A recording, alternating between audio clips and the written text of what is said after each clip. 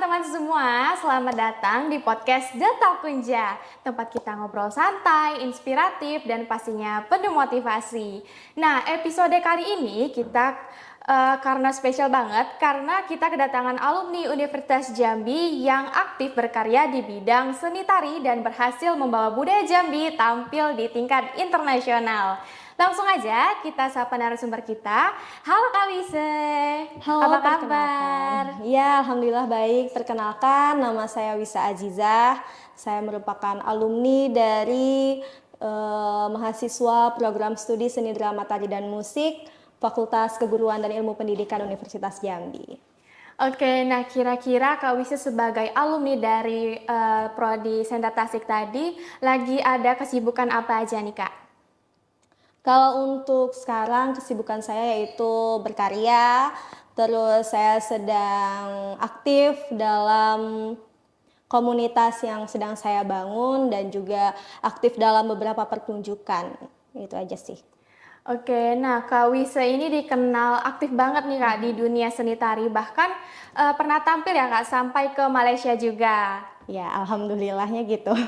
Ya, terus ada juga karya-karya kakak seperti tirai topeng tadi, terus koreografer tari kolosal Krisi Genja juga Kak, dan juga sebagai pendiri dan pimpinan dari studio seni tari Cewa Art. Ya. Oke, nah kira-kira gimana sih Kak perjalanan awal Kakak Wise ini bisa sampai di titik sekarang? Kalau untuk perjalanan awalnya tentu saya aktif mulai dari saya kuliah. Itu sudah aktif ikut beberapa proyek dan aktif juga di bangku kuliah. Jadi beberapa proyek yang saya ikuti juga menambah saya wawasan akan pengalaman tentang bidang seni tari itu sendiri. Sehingga hal itu juga memotivasi saya untuk seperti sekarang, jadi mengelola sebuah komunitas, selalu ikut berkarya dan berproses bersama seniman-seniman yang ada di Jambi maupun di luar.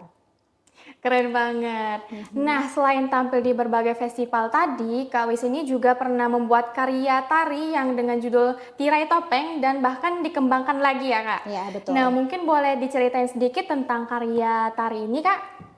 Sebenarnya untuk karya tirai topeng ini merupakan karya tugas akhir saya untuk menyelesaikan studi saya di Universitas Jambi. Jadi tirai topeng ini merupakan sebuah karya yang berpijak pada tradisi yang ada di Muaro Jambi, yaitu tradisi main topeng yang saya interpretasikan ke dalam kehidupan sosial saya, yaitu mengenai sisi-sisi dari setiap individu, manusia maupun kelompok yang ada di kehidupan saya mengenai topeng itu sendiri. Gitu. Kalau misalnya untuk dikembangkannya tadi itu gimana, Kak? Boleh dijelaskan lagi, Kak? Kalau dikembangkannya karena itu masih tahap tugas akhir ya, menurut saya masih banyak sekali yang perlu saya gali dengan konsep tirai topeng itu. Jadi saya dalamin lagi dengan cara terus melakukan riset, penelitian, terus diskusi dengan berbagai orang-orang yang menurut saya mungkin dapat memberikan wawasan yang lebih dan pengetahuan akan konsep itu sendiri. Jadi saya kembangkan dalam berbagai bentuk karya tari lagi, yaitu ada bentuk kreasi, lalu saya kembangkan lagi ke dalam bentuk kontemporer, bahkan saya coba untuk dalam versi eksperimental kayak gitu sih. Berarti perjalanan karya tari topeng ini sangat panjang ya, Kak? Iya. Oke, nah selama berkarya pastinya banyak sekali tantangan juga kan Kak. Nah kira-kira apa aja tantangan terbesar yang pernah Kak Wisa hadapi selama berkarya ini Kak? Untuk tantangan sendiri pasti banyak, apalagi saya adalah seorang perempuan. Jadi kita harus konsisten sih sama waktu dan harus terus yakin sama apa yang sedang kita kejar itu sendiri kan. Jadi kalau tidak pandai untuk mengatur waktu dan yakin pasti goyah itu. Apalagi memang saya sukanya berkarya dan berproses, jadi betul-betul tantangannya harus pada diri sendiri terlebih dahulu. Yakinkan dulu diri sendiri untuk maju, untuk berproses, untuk belajar, dan tekunin apa yang sudah dipilih. Nah, kira-kira untuk mengatur waktu itu sendiri Kak, pada saat Kakak kuliah dan Ya. juga bersama dengan organisasi ataupun karya-karya tari yang lain yang pernah Kakak ikut itu, gimana sih Kak tips untuk mengatur waktunya? Apakah Kakak membuat jadwal atau mind mapping atau gimana Kak? Jadwal tentu harus menyesuaikan karena di samping saya berkarya juga saya eh, aktif dalam mengajar baik itu di komunitas maupun di beberapa sekolah kan. Jadi penting sekali untuk mengatur waktu, memanage waktu dengan sebaik mungkin antara waktu, terus urusan pribadi, lalu istirahat dan kesehatan semua itu harus konsisten. Jadi caranya membuat schedule, misalnya kegiatan, misalnya saya lagi berproses ini ya kan, proses satu ini harus selesai dalam jangka waktu berapa lama misalnya kayak gitu, harus sesuai tuh waktunya. Kalau sudah lewat dari waktunya harus bikin schedule yang baru lagi Betul seperti sekali. itu. Nah, tadi sempat ada Kakak ini merupakan pendiri dan juga pimpinan dari studio seni tari Cewa Art Ya, yang betul. menjadi wadah bagi anak-anak serta seniman lokal di Jambi ya Kak. Nah, boleh diceritakan lebih lanjut mengenai sanggar tari ini perkembangannya gimana gitu Kak? Sanggar Cewa Art ini sebenarnya awal mulanya karena saya suka berproses sama anak-anak. Jadi saya mengajar FLS 3N awalnya. Iya. Jadi karena itu akrab dengan mereka sehingga kayak ada aja ide-ide kayaknya kita kalau bikin sanggar atau komunitas seru deh. Dan dikasih lagi semangat dari mereka kan, ayo Kak, ini banyak nih teman-teman yang pengen belajar nari tapi kadang mereka tidak mempunyai wadah atau tempat untuk mereka belajar ya kan. Oke, yaudah kita coba. Jadi awalnya coba-coba dulu nih, coba-coba dengan 15 orang dulu, apakah ada yang tertarik atau tidak. Ternyata banyak yang minat, jadi terus berproses dengan keyakinan aja dulu kan, yakin aja dulu.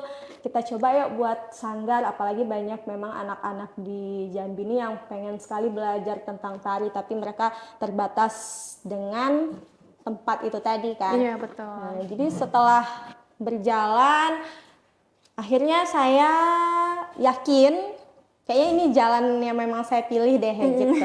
Tapi memang wadah dari Cewa Art ini khusus untuk para perempuan. Betul. Jadi kalau ada yang bertanya, kenapa tidak untuk laki-laki tidak dulu? Karena memang saya ingin berfokus pada perempuan, anak-anak perempuan yang ada di Jambi, baik itu anak usia dini, remaja maupun dewasa untuk mereka belajar dan mendapatkan pengalaman. Karena yang saya lihat kadang kan mereka tidak selalu mendapatkan fasilitas dari misalnya dari sekolah untuk mereka mengembangkan bakatnya itu sendiri. Jadi mereka bisa mendapatkan pengalaman itu di luar dari sekolah, dan ternyata pengalaman yang dia dapat dari luar sekolah itu sangat membantu mereka untuk jenjang berikutnya. Gitu sih. Karena kan prestasi juga bukan dari bidang akademik, Ya. tapi bisa juga non akademik Ya, seperti seni betul. dan juga yang lain-lain gitu Ya. kan Kak. Nah, mungkin boleh ceritakan nggak Kak untuk perjalanan Kakak untuk yang lomba ke Malaysia tadi nih Kak? Apakah Kakak juga membawa sanggar Kakak ke sana? Sebenarnya ini bukan lomba, tapi kebetulan awal mulanya itu saya ikut serta bersama rekan sanggar yang lain, komunitas yang lain. Awal mulanya itu saya sebagai penari. Jadi setelah saya mencoba di tahun 2023 itu mulai ada ketertarikan, sebenarnya ketertarikan karena ini loh yang saya cari, ini loh yang aku cari gitu kan. Yang kayak gini nih gitu, kita diberikan wadah untuk berekspresi. Sehingga dari sana kita mendapatkan relasi pasti, terus menjadikan kita punya pikiran lebih luas sehingga di tahun 2025 baru aja yang kemarin bulan Agustus itu saya coba untuk mengajak anak-anak dari Cewa Art untuk terlibat dalam kegiatan Melaka Art and Performance di Melaka, Kuala Lumpur. Jadi selain dari anak-anak Cewa Art itu tadi, juga ada penari-penari di luar Cewa Art tapi mereka pernah berproses sama saya gitu, untuk ikut serta dalam acara Mapfest itu tadi.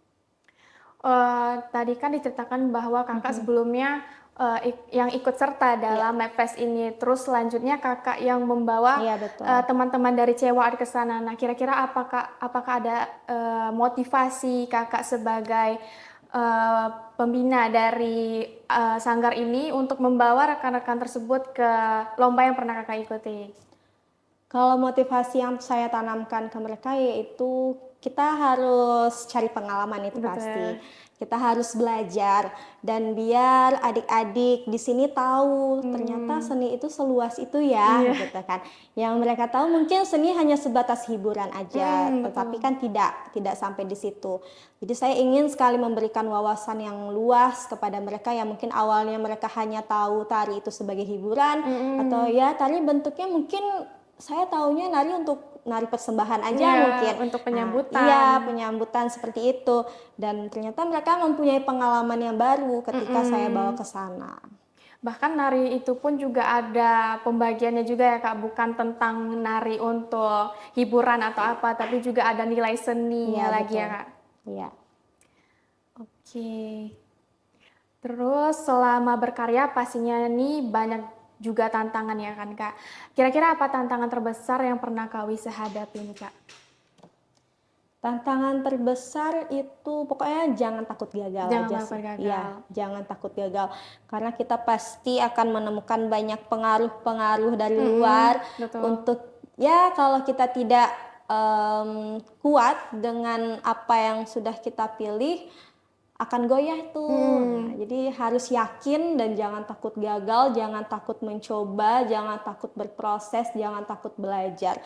Kalau ketika kita gagal, bangkit lagi. Gagal, Betul. bangkit lagi gitu. Pokoknya harus yakin aja sih. Dan juga jangan terpuruk karena perkataan orang lain Ya, gitu kan iya, Kak, yang betul. mungkin bisa membuat kita tuh jadi down atau menjadi tidak semangat lagi, padahal awalnya kita itu sangat semangat.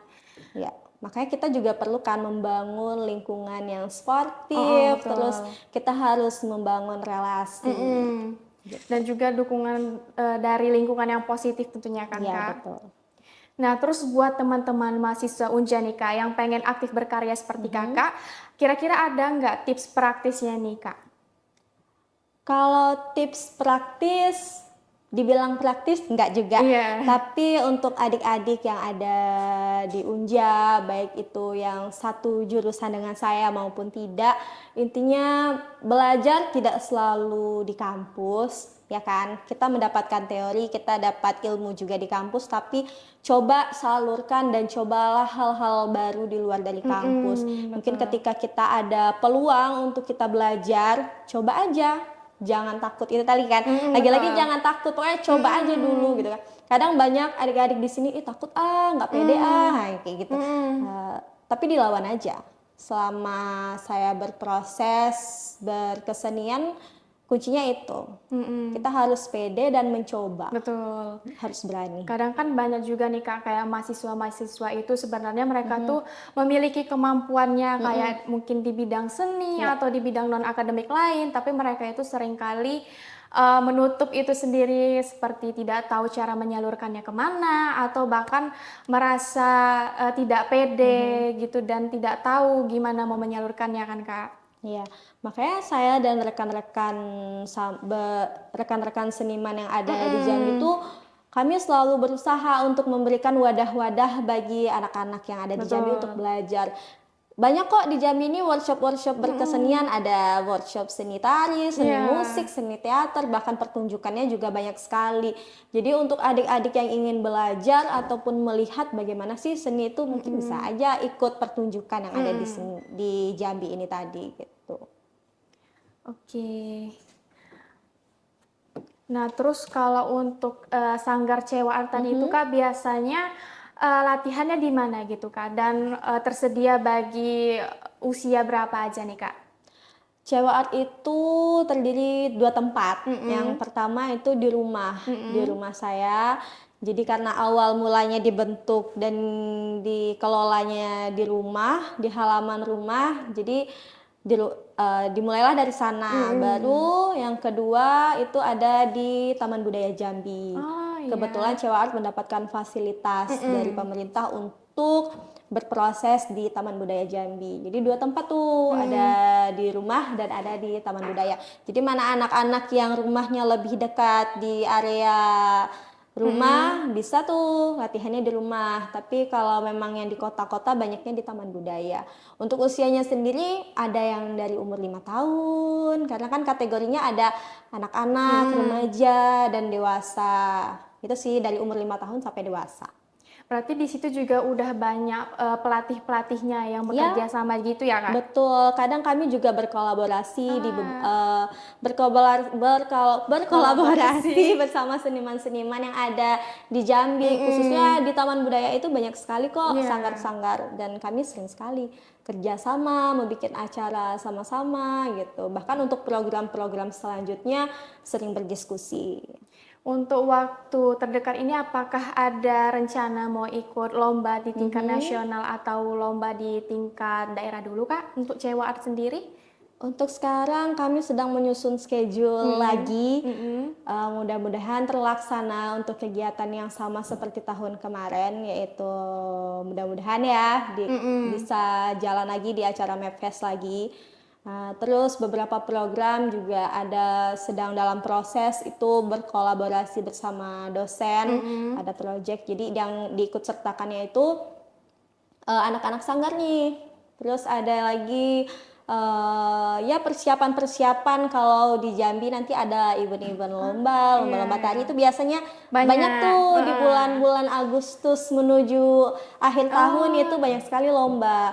Jadi adik-adik ini prosesnya dari awal tahun sampailah mendekati bulan-bulan Agustus tuh sudah mulai proses. Oke, keren sekali Cewa Art ini teman-teman. Alhamdulillah. Nah, kadang kan Kak mahasiswa ini juga sering merasa stuck ataupun kehilangan semangatnya. Nah, menurut Kak Wise sendiri gimana sih cara menjaga motivasi kita itu agar tetap mau dan terus berkembang di kala kesibukan yang kita miliki terutama sebagai mahasiswa nih Kak?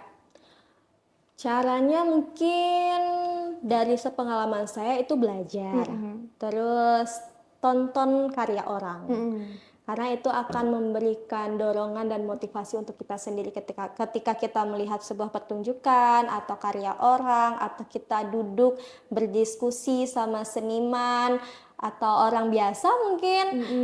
Banyak sekali tuh motivasi-motivasi yang menjadikan dorongan untuk aku harus lebih maju nih ke depannya. Mungkin dapat ide juga kan iya, Kak?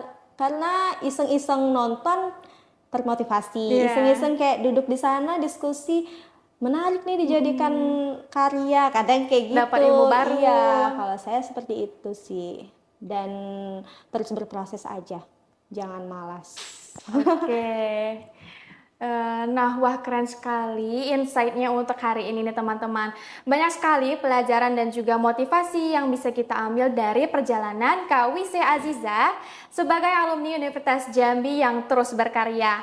Terakhir nih Kak, kira-kira ada pesan nggak untuk mahasiswa Universitas Jambi yang mungkin termotivasi dari cerita kita hari ini Kak? Pokoknya terus berproses, lalu belajar, harus giat, harus saling mengapresiasi, jangan bosan, pokoknya harus semangat. Itu aja sih untuk adik-adik. Mungkin ada pesan terkhusus untuk teman-teman dari seni atau seni tari ini Kak? Pesan-pesannya kalau untuk adik-adik di seni tari, kita harus terus belajar ya, kita harus terus belajar, kita jangan patah semangat. Capek itu biasa, kalau gagal kita harus bangkit lagi. Kadang penyakitnya ngerasa capek karena proses latihan yang cukup melelahkan, waktu istirahat yang tidak tentu, tapi jadikan itu motivasi. Karena ketika kita sudah menginjakkan kaki kita dengan pilihan kita sudah memilih nih, memilih masuk ke jurusannya, jurusan seni gitu kan. Tanggung jawab, harus jangan berhenti di tengah jalan. Jangan berhenti tengah jalan. Pokoknya tanggung jawab dan terobos aja terus. Jangan takut, yakin, karena pasti ketika kita sudah yakin, kita sudah berusaha sekuat mungkin, berusaha mengikuti proses sebaik mungkin, akan ada jalan menuju kesuksesan kok. Betul pasti sekali. gitu. Iya. Nah, oke, mantap banget. Terima kasih Kak Wisa sudah hadir dan berkenan di The Talk Unja. Dan buat teman-teman semua, jangan lupa untuk terus berkembang, berkarya, dan juga jadi versi terbaik bagi diri kalian. Saya Sasya Aurelia Zafira, pamit undur diri. Sampai jumpa di episode The Talk berikutnya. Sampai jumpa.